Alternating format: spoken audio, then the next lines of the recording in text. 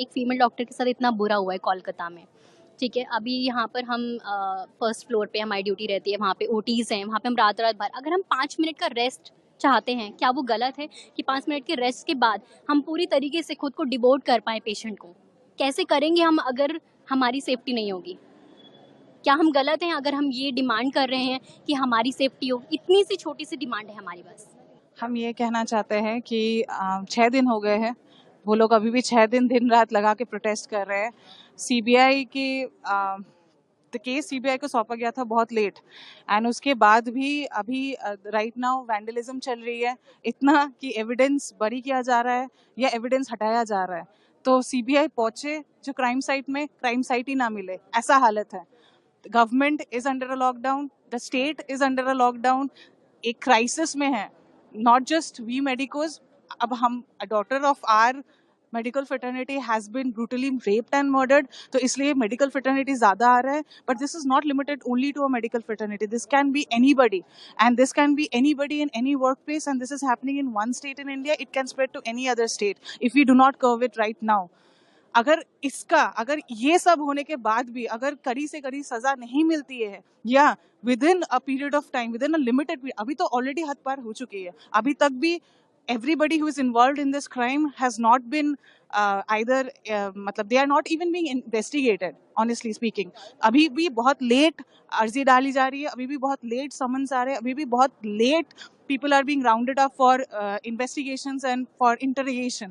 तो अभी भी सब कुछ जो भी हो रहा है बहुत ही लेट चल रही है। तो everybody has to wake up, the entire India has to wake up, because after this epitome of this event, अगर ये भी हद पार नहीं है, अगर ये भी लोगों को लग रहा है कि काफी नहीं है for everybody to stand together, then I don't know what it is, है ना। ये the government is letting you down, the people are letting you down, we doctors, we are supposed to be serving you, है ना, that is our duty, but that doesn't mean you misuse us while we are doing our duty। Actually जो मेरा story मैं बताती हूँ, मैं 700 kilometre से दूर आई हूँ, जबलपुर, मेरा नेटिव है आंध्र प्रदेश।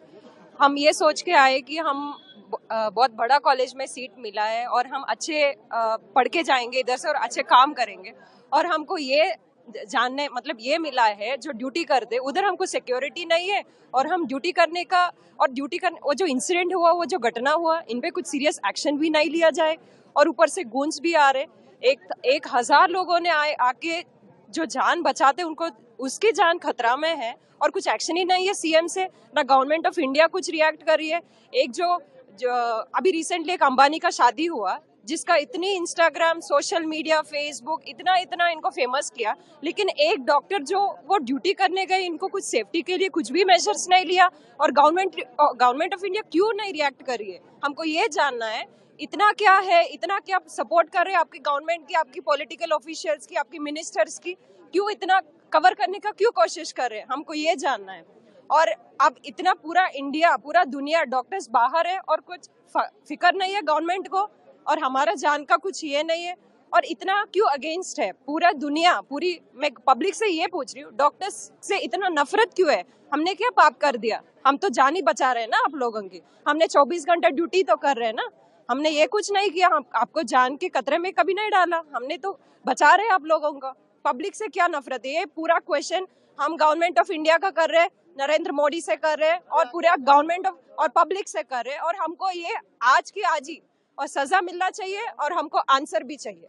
जब तक हम स्ट्राइक नहीं रुकेंगे, no justice, no duty and no justice. Uttarakhand में देहरादून में यहाँ पे एक नर्स के साथ वापस जब वो रास्ते से जा रही थी तो उसके साथ रेप करके उसका भी मर्डर किया गया है। और उत्तराखंड में जो 8 तारीख को मौमिता नाम की डॉक्टर के साथ रेप करके उसका सेमिनार हॉल में गैंगरेप किया गया है। उसके बाद जो एक और लड़की, प्रियंका नाम की लड़की जो थी, जो प्रोटेस्ट कर रही थी, कल रात उसका भी गैंगरेप करके उससे भी बहुत ही दर्दनाक, उससे भी मौत के घाट उतारा गया है।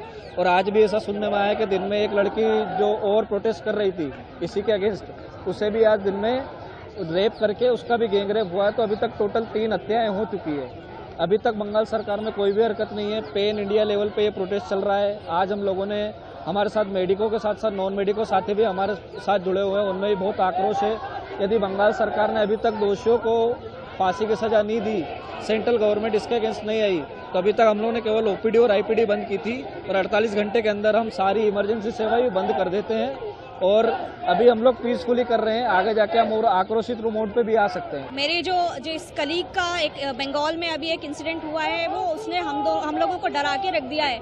किस जगह पे वो थी, उस जगह पे आज हम भी हैं। हम लोग भी वही उसी स्थिति में रहते हैं, हॉस्पिटल में वही कंडीशन में रहते हैं जिस कंडीशन में वो रहती थी, और उसके साथ जो हुआ उसने हमको अंदर तक झकझोर कर रख दिया है ना। उससे हमारी नींद चैन सब कुछ उड़ गया है।